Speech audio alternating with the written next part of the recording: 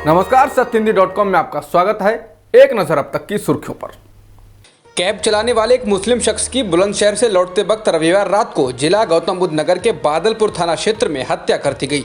शख्स के बेटे का आरोप है कि उसके पिता की मॉब लिंचिंग की गई है। पुलिस मॉब लिंचिंग के आरोप से इनकार कर रही है और इसे आपराधिक घटना बना रही है। मृतक का नाम आफ्ताब आलम था। आफ्ताब आलम के बेटे मोहम्मद साबिर ने पत्रकारों को बताया कि मेरे पापा एक पर्सनल क्लाइंट को लेकर गुड़गांव से बुलंदशहर गए थे। जब वे उन्हें ड्रॉप करके वापस आ रहे थे तो 2-3 लोग आगे तक छोड़ने की बात कहकर जबरदस्ती गाड़ी में बैठ गए।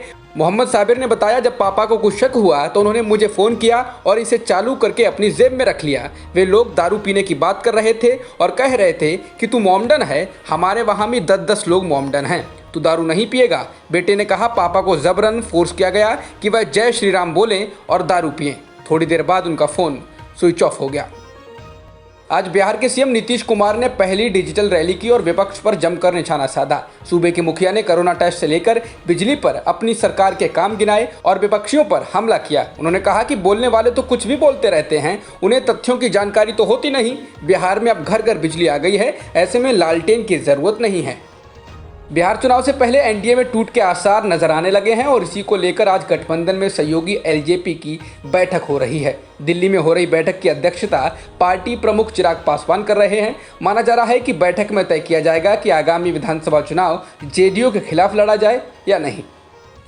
भारत ने हाइपरसोनिक टेक्नोलॉजी डेमोन्स्ट्रेटर देश में तैयार करने में कामयाबी हासिल की है। इसे डीआरडीओ ने तैयार किया है। आज इसका परीक्षण सफल रहा है। इसे स्क्रैम जेट इंजन की मदद से लॉन्च किया गया। भारत ये तकनीक हासिल करने वाला दुनिया का चौथा देश बन गया है। इससे पहले अमेरिका, रूस और चीन भी ये तकनीक तैयार कर चुके हैं। सरकारी सूत्रों के मुताबिक भारत अब अगले 5 साल में हाइपरसोनिक मिसाइल तैयार कर सकेगा। हाइपरसोनिक मिसाइलें 1 सेकंड में 2 किलोमीटर तक वार कर सकती हैं। इनकी रफ्तार ध्वनि की रफ्तार से 6 गुना ज्यादा होती है।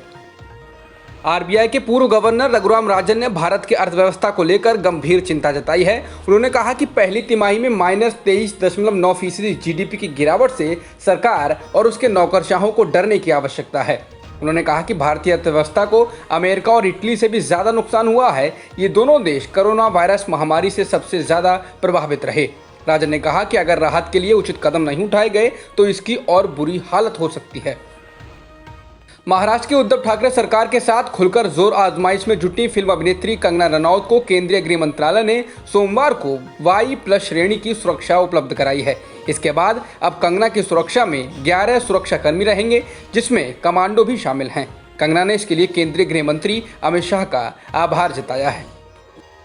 केंद्र सरकार ने अभिनेत्री कंगना रनौत को Y+ लेवल की सुरक्षा मुहैया कराने का फैसला किया है, जिस पर महाराष्ट्र सरकार ने हैरानी जताई है। महाराष्ट्र के गृह मंत्री अनिल देशमुख ने इस फैसले पर प्रतिक्रिया देते हुए कहा है, मुंबई या महाराष्ट्र जो भी उसका अपमान करता है, ऐसे व्यक्ति को केंद्र शासन Y+ की सुविधा देता है। ये बहुत ही आश्चर्यकारक और दुखकारक है। महाराष्ट्र कोई राष्ट्रवादी कांग्रेस पार्टी, शिवसेना और कांग्रेस का ही नहीं है, भाजपा का भी है, पूरी जनता का है। शिवसेना नेता संजय राउत ने कंगना रनौत पर हमला बोला है। उन्होंने कहा कि जो लोग ये कह रहे हैं कि शिवसेना ने महिला का अपमान किया है, उन्होंने खुद मुंबई और हमारी आराध्य मुंबा देवी का अपमान किया है। उन्होंने कहा कि हम हिंदुत्व आइकन छत्रपति शिवाजी की विचारधारा को मानने वाले हैं, जिन्होंने महिलाओं का सम्मान करना सिखाया है। शिवसेना सांसद राउत ने कहा कि शिवसेना महिलाओं के सम्मान के लिए लड़ती आई है और लड़ती रहेगी और यही हमें शिवसेना सुप्रीमो ने सिखाया है। बता दें, कंगना द्वारा मुंबई की तुलना पाकिस्तान अधिकृत कश्मीर यानी पीओके से करने के बाद मुद्दा गर्मा गया था, जिसके बाद राउत ने भी कंगना के प्रति अपशब्द का इस्तेमाल किया। पश्चिम बंगाल बीजेपी के अध्यक्ष दिलीप घोष ने एक सभा के दौरान कहा कि 2021 के विधानसभा चुनाव में टीएमसी का सफाया हो जाएगा। उन्हें हम जूते से मारेंगे, कपड़े उतार देंगे और फिर पिटाई करेंगे। मैं आपको बता दूं कि दिलीप घोष जो बोलता है वह करता है। मैंने आप लोगों से कहा नहीं था कि 2019 में टीएमसी सिमट कर आधे पर आ जाएगी। घोष ने इस दौरान पुलिस को भी निशाने पर लिया और कहा कि जो लोग पुलिस के बल पर आम लोगों को डराते हैं, हम उन्हें नहीं छोड़ेंगे। सरकार बनने के बाद हम ब्याज के साथ सब कुछ चुकता कर लेंगे।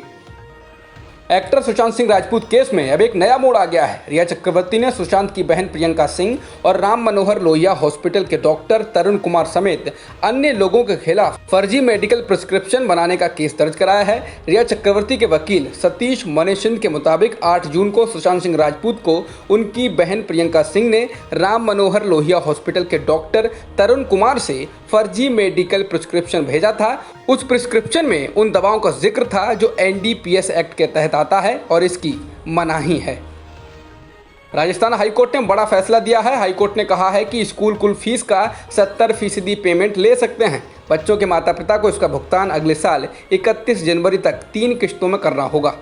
राजस्थान सरकार के फैसलों को चुनौती देने वाले प्राइवेट स्कूलों की अपील पर हाईकोर्ट का ये आदेश आया है। दिल्ली पुलिस की स्पेशल सेल को बड़ी कामयाबी मिली है। उत्तर पश्चिमी दिल्ली में बब्बर खालसा इंटरनेशनल के 2 आतंकवादी दिल्ली में मुठभेड़ के बाद पकड़े गए हैं। आतंकियों के पास से भारी मात्रा में हथियार और गोला बारूद बरामद किया गया है। दिल्ली पुलिस के मुताबिक दोनों आतंकी पंजाब में दर्ज कुछ मामलों में वांटेड हैं।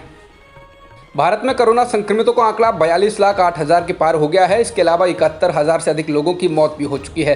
फिलहाल एक्टिव मामले 8,86,000 से ज्यादा हैं। बता दें, भारत अब कोरोना प्रभावित देशों की सूची में दुनिया में दूसरे स्थान पर आ गया है। भारत ने ब्राजील को पीछे छोड़ दिया है। अब भारत से आगे केवल अमेरिका ही रह गया है।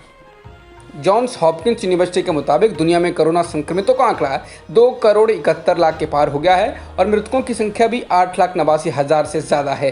फिलहाल 1,93,00,000 से ज्यादा लोग ठीक भी हो चुके हैं। अब तक की खबरों में इतना ही। बाकी खबरों के लिए बने रहिए सत्यहिंदी.com के साथ।